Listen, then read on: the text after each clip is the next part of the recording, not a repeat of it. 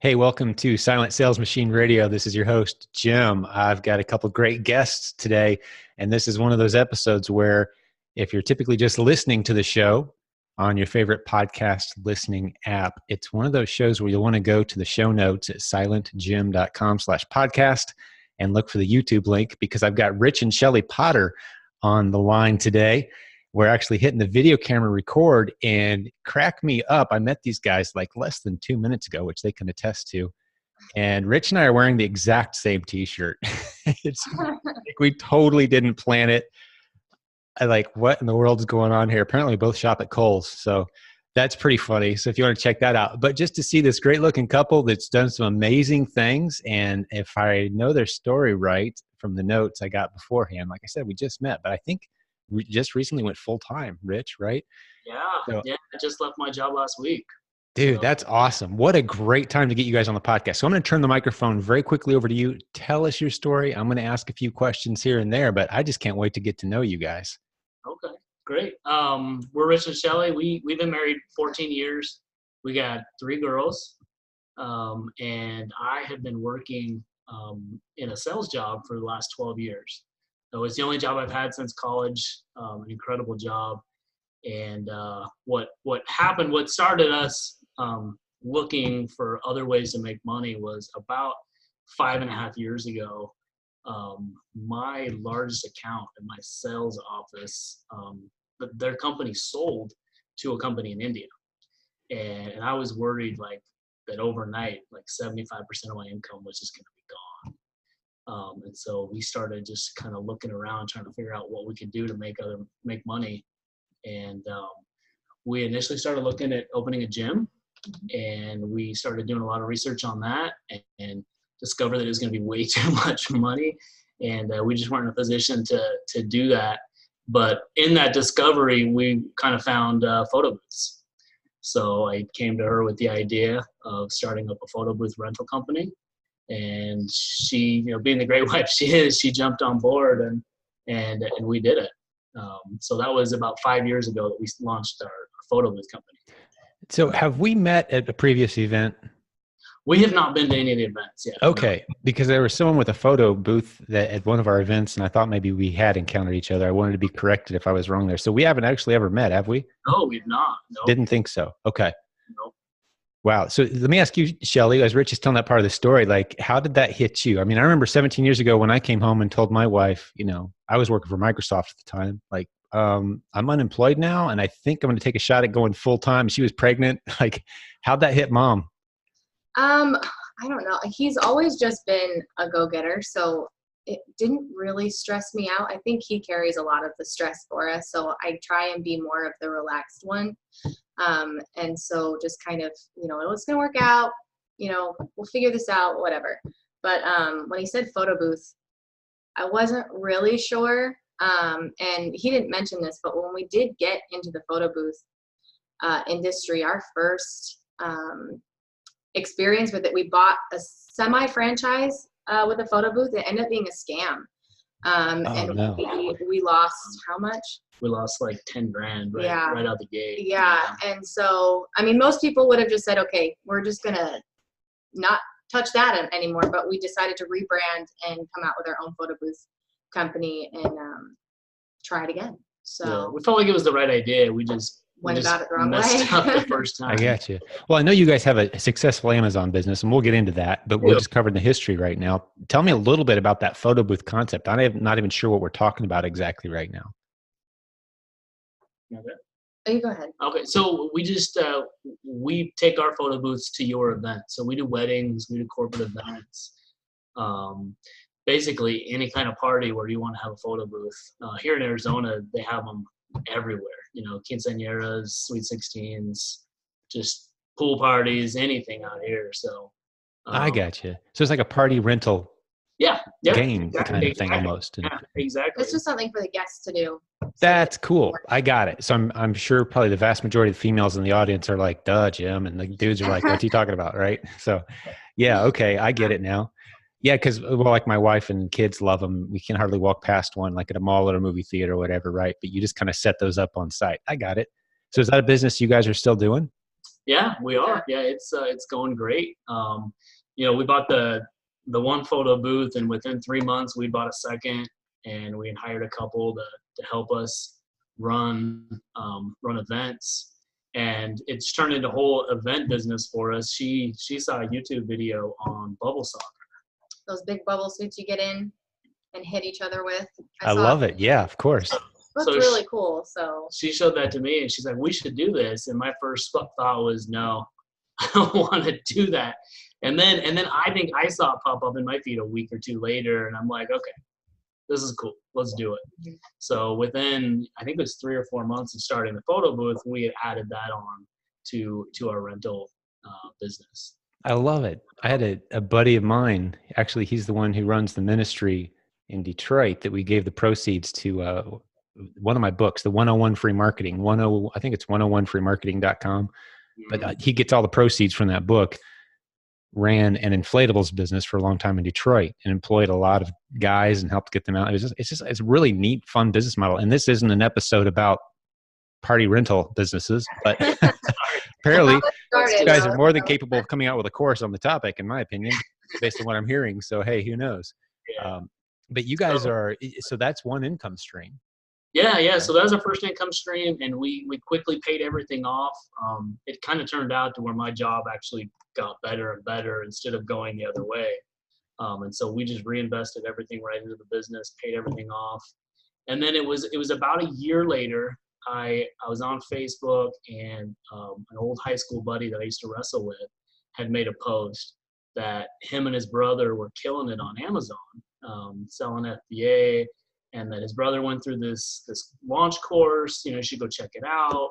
And so I did. Like, I started watching videos, and because I didn't know anything about FBA at all. I started watching all the videos, and we got really interested. Like, this is something we should do. And then it came to the very end, and we saw the price tag, and we're just like, oh, wow. For those who aren't watching right now, Shelly just shook her head, like, very demonstrably, like, no. So it was one of those big pricey, big launch courses, which where a lot of us are very familiar with. Yeah. And you decided not to go that route, it sounds like. Decided not to. And then Shelly just started doing some research.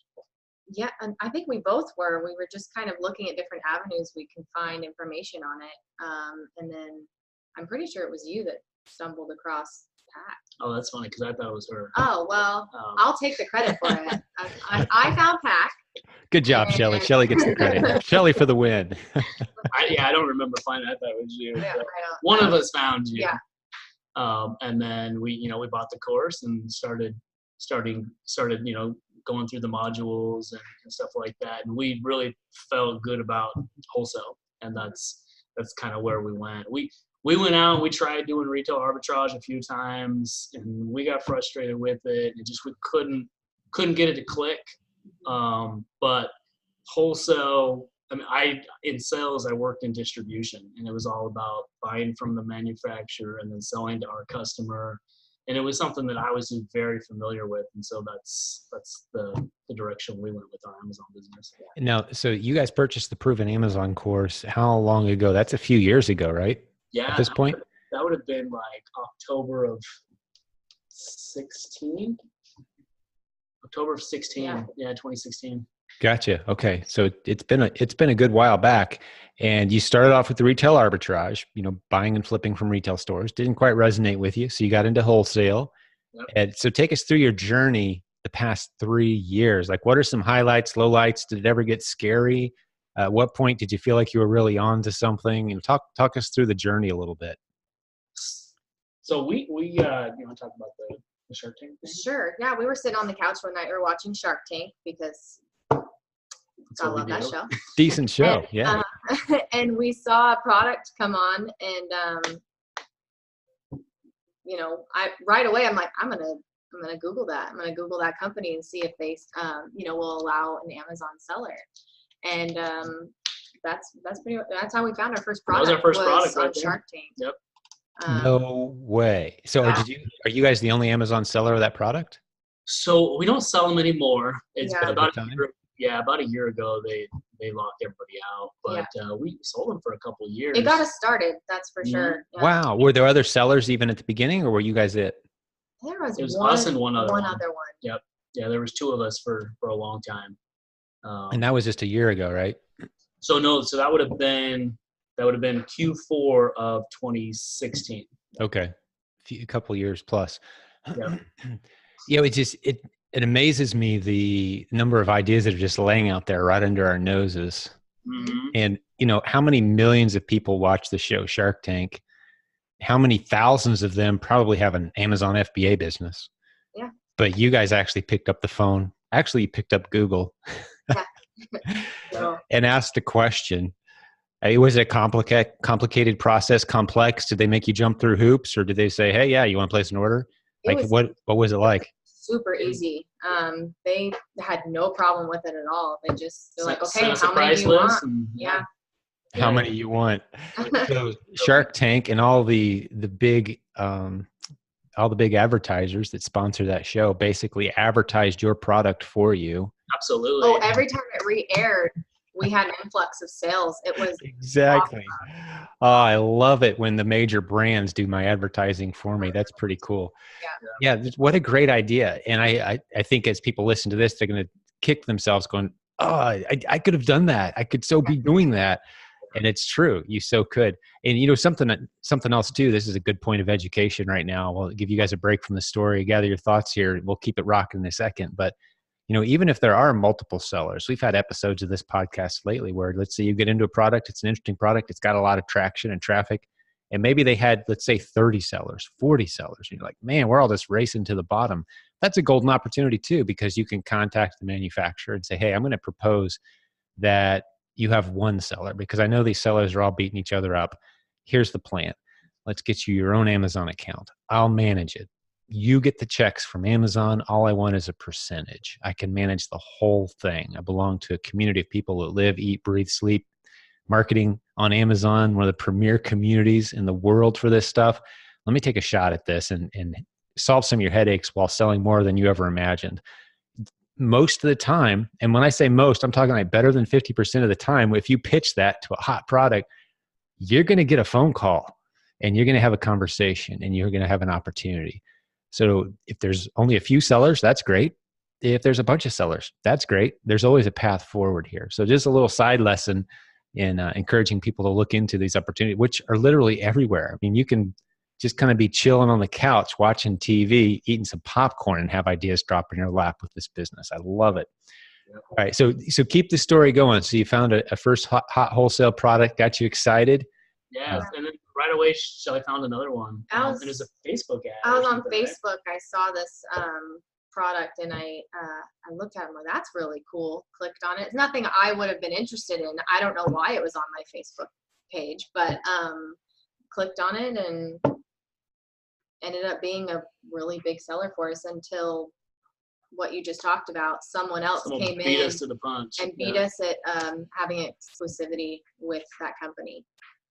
So they went and actually proposed exclusivity. You guys were just a buyer. Yep. Mm-hmm. They proposed partner. Yep. Yeah. So we were so new. We didn't know. Sure. Yeah. We had two really good Q4s with that product. Yeah. And then we got locked out after that. Tell me as much as you can about that product. I mean, specific or just general category. Sure, we can't sell it anymore. Nobody can sell it anymore. Yeah. But it was a beanie with an LED light built into it. And so it was, for workers and things like that. People work on outside in the dark, needed an LED light. Gotcha. So something we probably could have looked into private labeling, but possibly sounds like something you could have, with the right keywords. Yep. And a good way to know there, was that a brand driven product, or was it? I mean, it wasn't a brand that we had ever heard of, but they're a pretty big brand. Yeah. So gotcha. I mean, they do have patents and stuff like that you'd have to. I can't even remember the brand. And the reason I ask is, with some keyword testing, this is our PPI strategy in the Proven Amazon course. We teach this strategy where you can go in and test and see. Amazon's not going to tell you how many people type certain keywords every day. They just won't. They hold on to that data. No one knows that data. All the tools out there are just guessing at that data. They don't say a word to anybody unless you run an ad. And I love this product as a specific lesson here, because I would like to know, and maybe it's still worth even going back and doing, although, there's a billion products where this holds true. Nothing special about this one in particular. But I would like to know, was it the keyword that was driving the traffic, or was it the LED beanie, or, just the word beanie? What was driving the traffic? Because if it wasn't the keyword of the brand that's driving the traffic, then yes, absolutely. There's a private label opportunity there, because you could call it Rich and Shelley's Beanie LED, have a manufacturer make them for you, and that the magic keywords are beanie and LED, not No, the manufacturer's name, right? So that means that's what we call the golden gaps, is those places where people are using generic search phrases to look for products where there's either not enough options out there or there's no options out there. And that's how you discover them. And if it's tied to, however, if it's like a Nike LED beanie, well, and Nike's the keyword that's getting all the hot action, right? There's not as much opportunity there.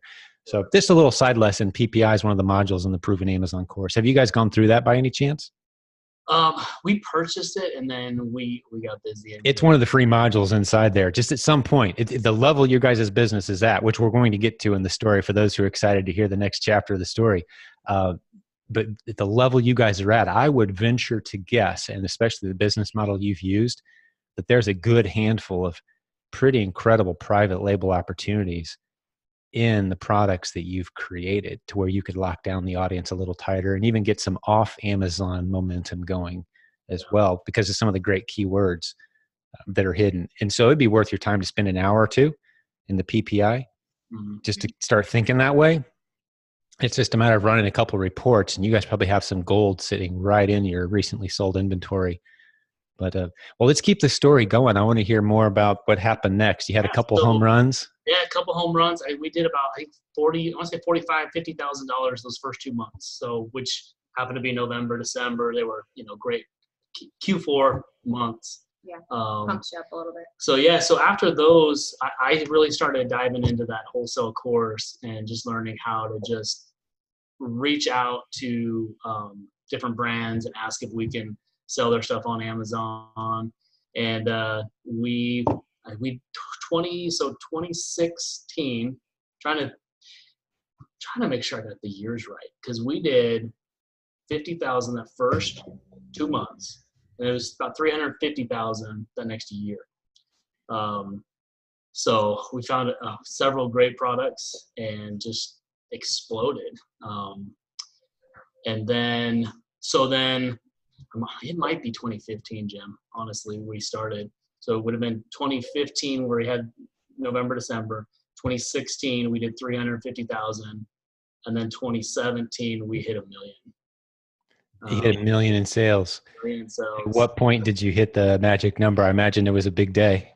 Dude, it was right at the end of the year. We ended up with $1,010,000 for the whole year. No way. So that's beautiful. It was the last 2 or 3 days of the year that we Have you got that screenshot? Did you save it? Yeah. Oh, yeah. All right. Beautiful. Awesome. Maybe we can post it with this episode as a little evidence for people. Blot out any personal info there, but that's beautiful.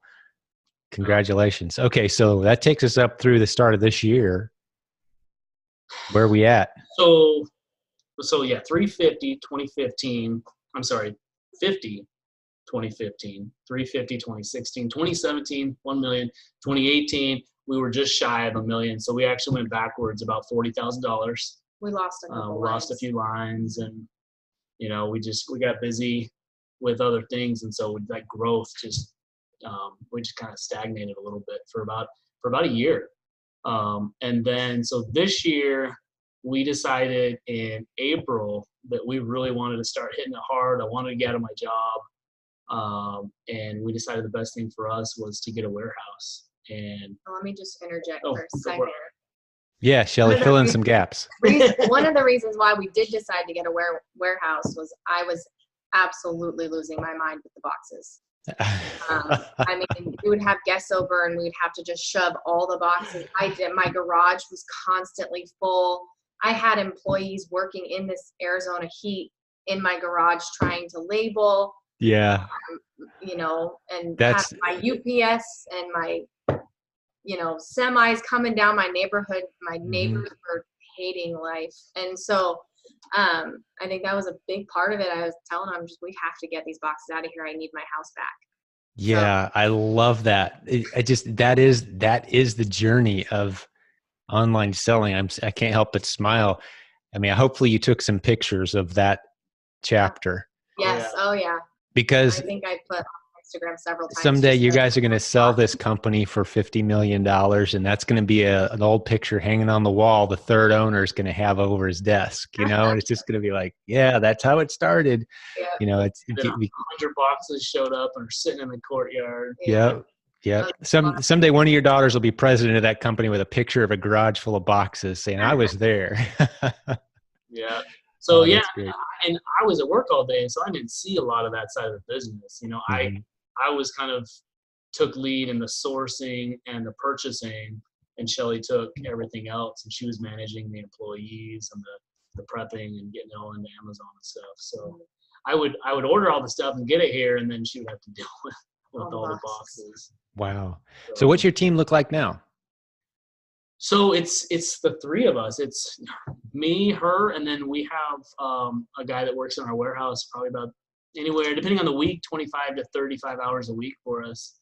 Okay. So he helps prep the shipments. He helps with a lot of different tasks now. He's kind of a golden boy, so he's awesome.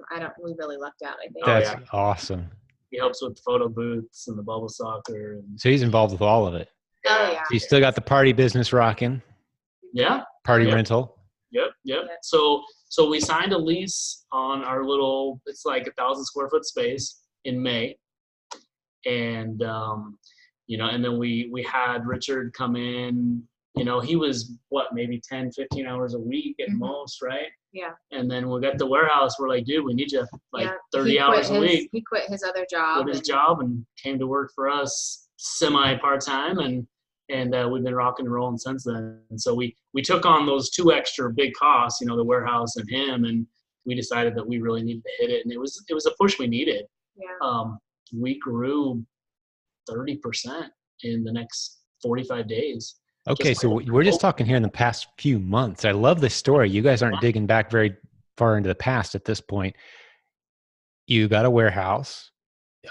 Rich quit his job that you've been doing for a long time, and you said the numbers were ramping up, so that was a pretty big decision, right? Yeah, it was a good job. I was doing six figures, and they treated me real well, and so it was a big decision to walk away from that. So how are you? What are we just a couple weeks on the other side of that decision? How has it settled in? It's good. It's good and it's different for sure. He's had some anxiety moments. Yeah, it's weird for me, waking up and not having my whole day laid out for me and trying to figure it out. Yeah. Trying to get a schedule together and a part of our story is we now have the gym, and so now I'm trying to figure that out too. So. Wow. So you guys have the gym going too? Yeah. So we just took ownership of the gym 2 days ago. Oh, that's great. So, for those who are just listening to this episode, I got to say it's kind of priceless watching these two interact. And Shelly's like, he's had some anxiety moments. You guys are so cute. I love it. You've got to watch this video. But yeah, I mean, I love how raw this is. You guys are right in the middle, but you're positioned so incredibly well. Arguably, any one of the three businesses that you guys have up and rocking right now could just be so huge and sustain. I mean, we already know the numbers behind your Amazon business. What we haven't hit yet is the margins, which I'd be curious to know, approximately what margins we're talking about. I have a pretty decent guess just based on my knowledge of the industry, but where are you guys at? So gross margins about 13.5%, 14%. We're netting right around 10.5%. So it's a lot slimmer than retail arbitrage, than private label, but it works for us. Yeah. And like I said before, even knowing those numbers now, yeah, you guys, there's no reason you couldn't get that up to 20, 25 or 30 with some private label product. And you're even positioned really well to maybe move to some Shopify action where the margins are phenomenal. You got your own website, which is something we're getting excited about around here more and more all the time. Because, Amazon likes their 30% of the cut. You don't have to pay that if you're doing it through your own website. So there's some options there. You guys have a lot of irons in the fire. I mean, what's the reality look like around there? I know now you're full time. Do you feel like you're kind of breathing fresh air now, or is it kind of busier than ever? Well, it's really busy right now. We're just taking over the gym 2 days ago. So, I'm trying to figure that out. So Shelly's kind of taken over the reins for the event business and even the Amazon business. And I'm going to focus on the gym for the next 3 to 6 months and get that up and running to where I can hire a manager and then Give it a shot. that.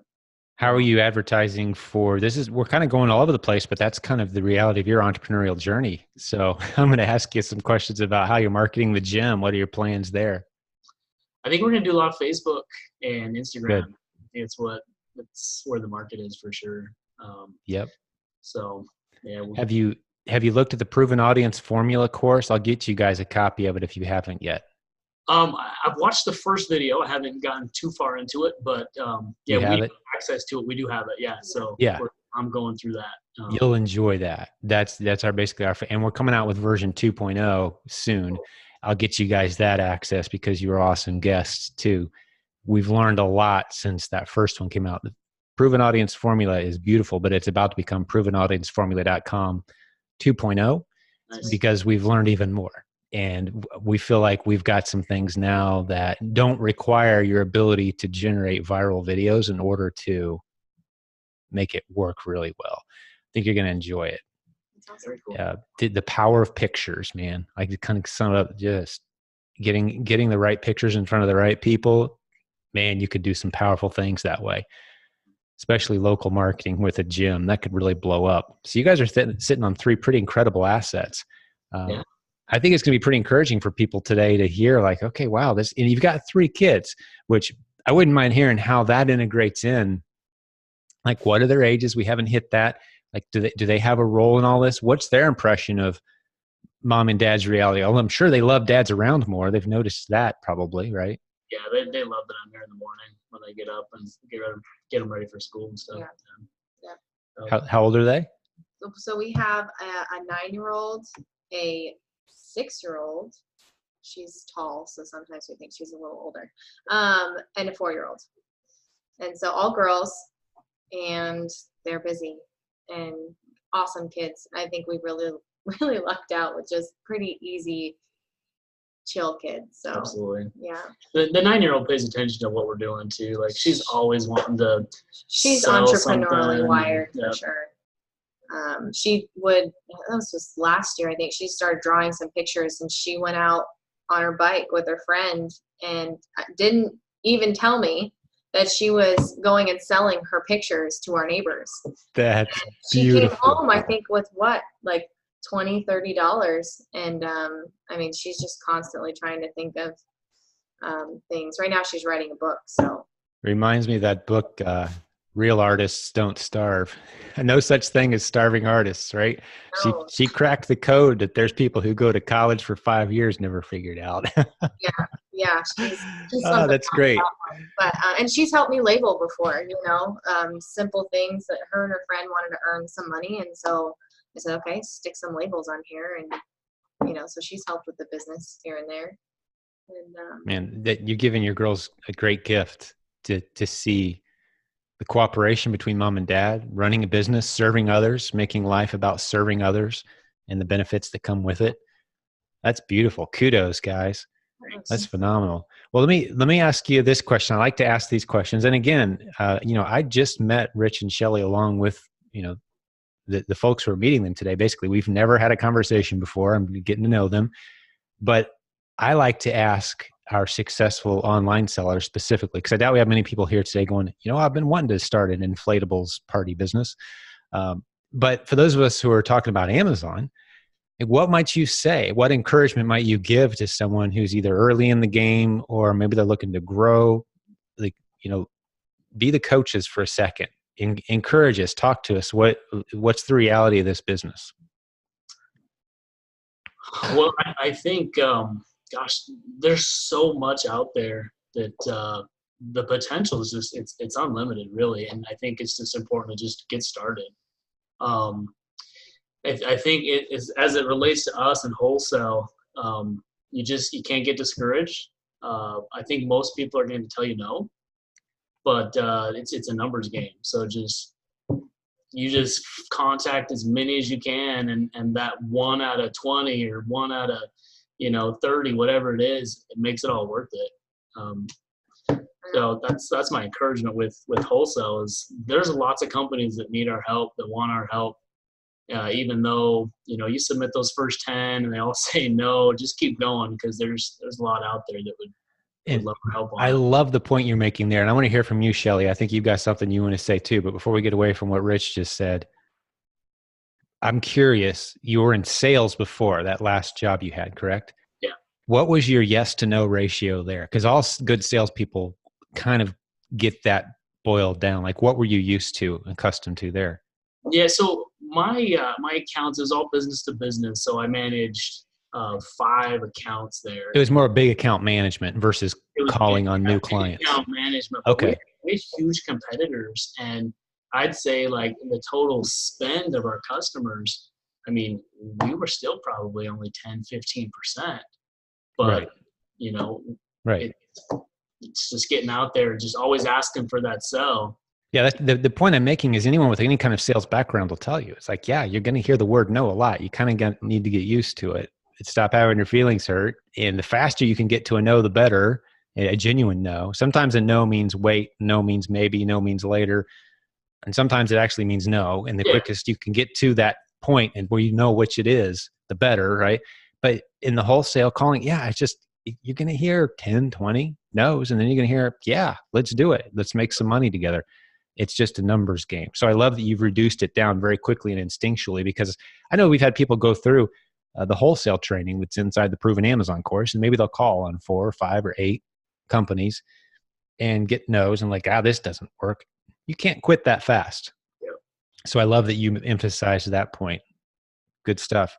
Shelly, what you have on your mind? What lessons might you teach the reality of this business and encouraging folks? Well, I mean, we have so many people ask us, how do I get into it, and how have you guys gotten success? And the first thing I'll tell them is, once you start learning and you start to ask those questions and you're reaching out to these people, you're going to hit so many brick walls, and most people will just walk away. They're like, it's too hard. I don't want to do this anymore. I can't get through these walls. I said, you just have to break through them and find a way to get through them. I know when I first started listening to PAC and trying to learn just FBA and how it all worked, it was so much information, and my brain, trying to be a mom and trying to be a wife and trying to do all of these other things and trying to focus on this, I for 2-3 days I would step away from it, and I would try and process it. So a lot of the times I wouldn't even think about it. And then I would revisit, rewatch those videos, rewatch those tutorials, and then they would start to click. And so for me, that was one of the hardest parts, was just because I didn't want to irritate Amazon trying to like send my stuff in. That was one of the scary things for me. I didn't want to mess anything up and ruin our relationship. And, because I've heard those horror stories where you send those products in the wrong way and they shut you down. And so I'm like, I don't want to be the one to have everything be shut down.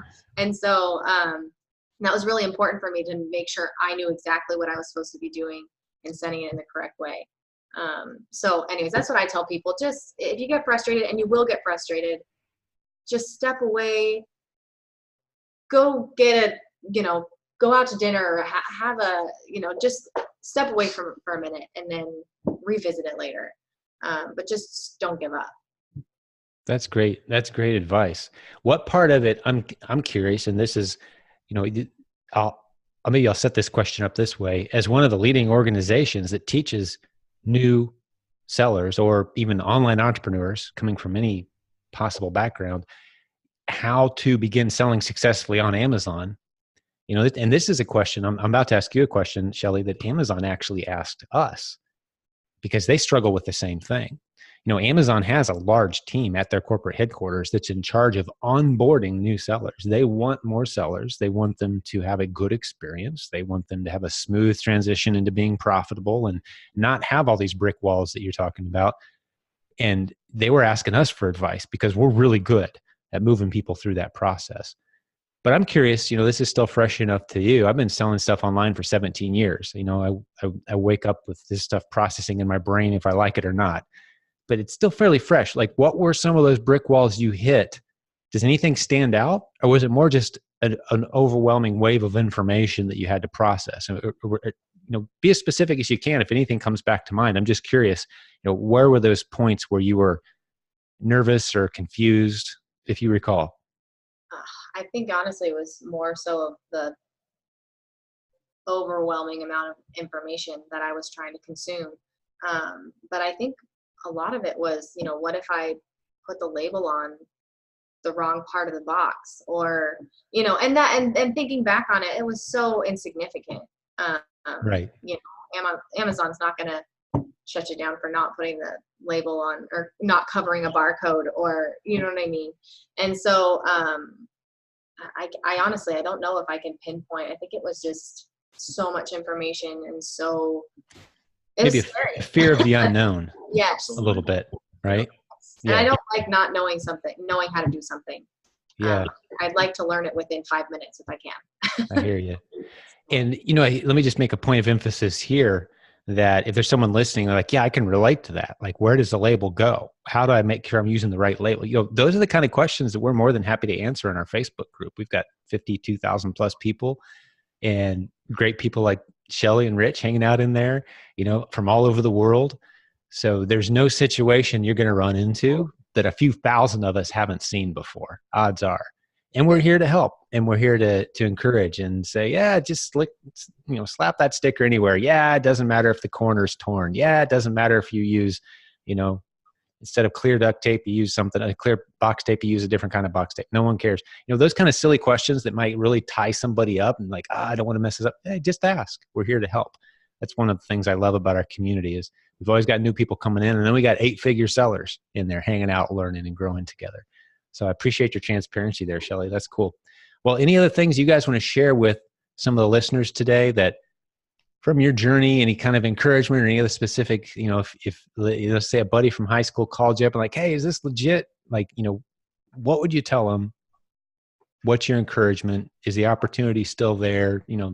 Spend a couple minutes on that. Either one of you. It's kind of tossing the ball to either one of you to run with. Right? Me? Oh, yeah.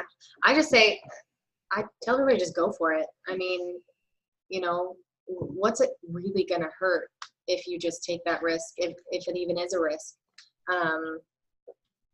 Don't let fear of the unknown stop you from doing something what could be amazing. We should have opened up a warehouse a long time ago, but we were so scared to do it and pull that trigger that, we could have been where we are now last year. Yep. So just pull that trigger. Yeah. Beautiful. I love it. Yeah, just take action. I felt we were stalled out in our business for a little over a year. And when we started looking at it, we realized like we had employees that were helping us boxing and prepping shipments, but we didn't have anyone focused on the income generating side of it. Growing. Right. And on growth. So we kind of refocused Richard into helping us source, and then we'd get to the boxes when they came in. We'd get to all that stuff, but we started having someone always focus on growth. And, just an example, and I think we were forced into it with the lease, right? The lease and the employee were like, we got to do this now. And so we started hitting the sourcing hard. And June of 2018, we did 65,000 that year, right? June of 2019, we did 120, and it was just because of our sourcing efforts just the last few months of just getting refocused and just focused on growth. And, because if we're not growing and add lines, we're always like losing lines, or lines become, the race to the bottom. You always hear about that. And so we'd have to drop lines, and if we're not growing, we're shrinking. And so, focus on growth is. That's right. Let me, I love a point that you just made there, because I get frequently asked, you guys, this is you guys a couple of years ago. At what point did you hire? His name is Richard, right? Richard. Yeah. At what point did you hire him? How long ago? She's been helping us for 2 years. Couple years? I think Amazon's been about a year. Okay. Well, he's been With yeah, Amazon? he's been helping us. So with other things, the but- reason I ask is at the point where you guys were considering hiring him, if you'd have come to me and said, okay, we're thinking about hiring somebody, are we ready to do that? I said, absolutely. You should have done it a long time ago. And you say, okay, what role should we give him? And you stumbled into the right answer over time. I love where your instincts drifted, because a lot of people, they'll hear me say, only do the stuff that only you can do. And they think that means their first hire is someone to put tape on boxes, or someone to run boxes to the warehouse, or, the menial stuff. They think that's what I'm saying. But your first hire needs to be someone who generates the income to allow you to begin hiring those people to put tape on boxes. So you're going to be wearing all the hats until you find somebody else that can learn the systems that you're running that generate income. You want other income producing employees, assets, partners, and then you can begin doing the stuff that only you can do. And that holds true for the gym. That holds true for the party rental business. This is classic business advice. This is timeless, thousands of year old, ancient Jewish wisdom about how to run a business. Your first hire is someone that produces more income. And then you begin relieving yourself of those repetitive, menial, tedious tasks, right? So it only makes sense. And you guys kind of stumbled there into that. So you've got Richard actually generating income at this point, finding new sources. You went from 65,000 one year in June, middle of summer, which some people would say is the slow season, to 120,000 the next June, because Richard's out there actually generating income, was what I heard you say, correct? Yep, absolutely. And there were other things that played into that. Oh, of course. I feel the warehouse has really helped us. We get a lot more yeses now because we have a commercial address. That's definitely, it's not for everybody, but it's been magic for us. So that's a great point. And that's something I still do to this day strategically. Have a very business looking address. If we're dealing with a supplier, you want them to be able to pull you up on Google Maps, and they're not seeing a neighborhood. They're seeing that looks like a retail district. Yep. And absolutely. one of the tips that we use, you can get those office rental. I contracted with an office rental space, and I was one of their first tenants when they first opened. And I negotiated a deal where I could have an address there in a suite that doesn't exist. It's a 2-story building, and I'm suite 600 on the 6th floor. But they collect my mail for me for $50 a month, and it's a very legitimate looking, awesome address that gets me past that hurdle. So there's creative solutions out there. You don't want to use like a UPS store box, because everyone knows what those are if they're able to do a little research. But man, it looks legit to have a suite 600, and they pull it up and there's an office looking suite, right? So that's just a little creative solution. If you want to get a business address, there's creative solutions out there. It's a great idea. Yeah. And Don't done. be afraid, like with Richard, don't be afraid of training future competition, right? I think a lot of people don't hire people in strategic spots because they're afraid that they're just going to learn it and leave. And, I would love for Richard to open up his own Amazon account and have some success. And we're talking about that, and I'm kind of coaching him through it now too. But if he does, if he leaves, we'll train someone else, and I'll be happy for Richard. But in everything we've done, we've never had anyone leave us and compete with us, and so don't be worried about that either. No, you can't spend your time worrying about that. I completely agree. And there's nothing wrong with a non-compete. Hey, for 1 year you won't sell anything online, physical product, because we're going to teach you some proprietary stuff. Have them sign a non-compete. But ultimately they can ignore that, and you're probably not going to lawyer up and fight it in court. But yeah, you've got to train other people. Don't try to wear all those hats. It'll wear you out. I've seen a lot of people burn themselves out. Yep. Rarely does someone last 10 years doing it all themselves. Oh, absolutely. I can think of very few exceptions. Yep. Where they've got some decent numbers and they're doing it all themselves. You've got to bring in help. You've got to train people, trust them, take that risk. Because a lot of times it's not just a matter of you choosing when the right time is. Life's going to throw some curveballs. Baby number 4 might be a rough pregnancy on mom, right? You could be down for 6 months, because of an injury or something, right? What's the plan? That's why having a team becomes super important. You've got 2 or 3 Richards now, and, the business is growing. You got other people that can fill these roles. It's almost thinking of it like almost a disaster plan. It's how we've been forced to think of it. And when we had our house fire a couple of years ago, I was thrown into that. And we had a good deal of preparation, but I don't think anything prepares you for like, you know what, I'm going to be kind of unavailable for 6 months, guys. That takes a good team. So this is just encouraging those whose businesses are growing, start thinking team sooner rather than later, even if it's piecing together some part-time people helping you out with tasks here and there. Ideally, your first one's generating income. Man, this is great conversation, guys. I hope you're enjoying it as much as I am, listeners, and Rich and Shelly too, man. Just appreciate you guys being on here. As we start to wrap this one up, man, any last words of encouragement or parts of the story you want to get out there before we wrap it up? I think we covered it pretty well. Yeah. I mean, I really liked your comment about avoiding burnout, getting people around you. I mean, we had just this last spring, we had one of our major competitors in the bubble soccer arena who just burned out. Like he was legit like beating us. He was doing more events than us. Awesome guy. Great. And he's a great friend of ours. Mm-hmm. But he was doing everything himself, and he burned out and closed shop because he just couldn't do it anymore. And because we had employees running all of our events and we weren't burning ourselves out, now we're the beneficiaries of him closing his doors. We've outlasted everybody else that burned themselves out. Wow. That is a classic example of one of the best children's books ever written. Do you know which one I'm going to say? Sounds like that tortoise in the hare. Nailed it. Nailed it. Have you heard me tell that story about Dave Ramsey meeting the billionaire? I don't think so.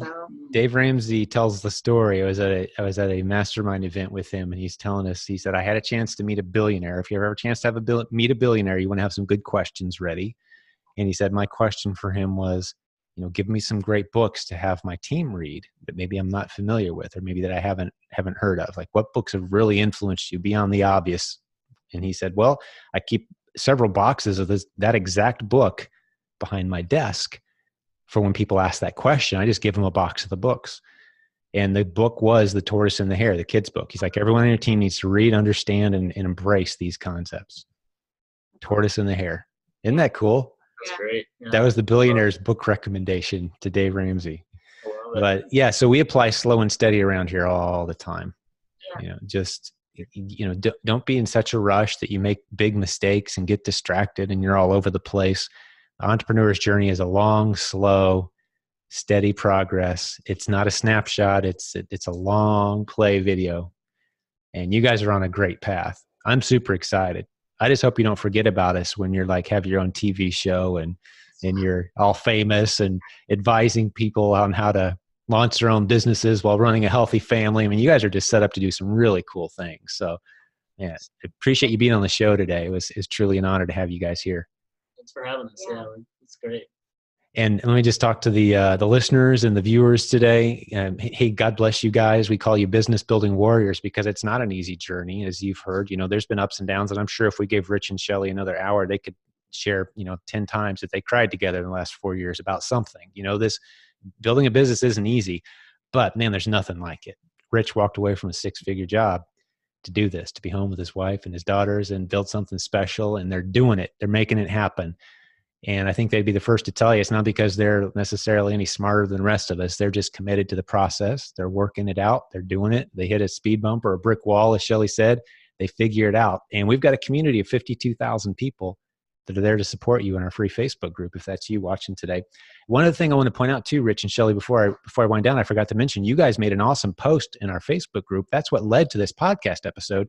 Thank you for that. I'll stick a link to that in the show notes as well, so you can kind of see how we first heard of the success that these guys were having. We knew that they were students of the Proven Amazon course, but I'd never heard a story from them.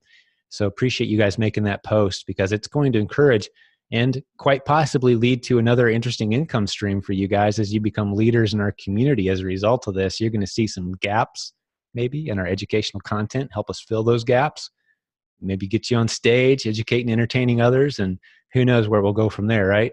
But God bless the listeners today. Again, thank you, Rich and Shelly. Awesome hanging out with you today, and we'll do another episode real soon.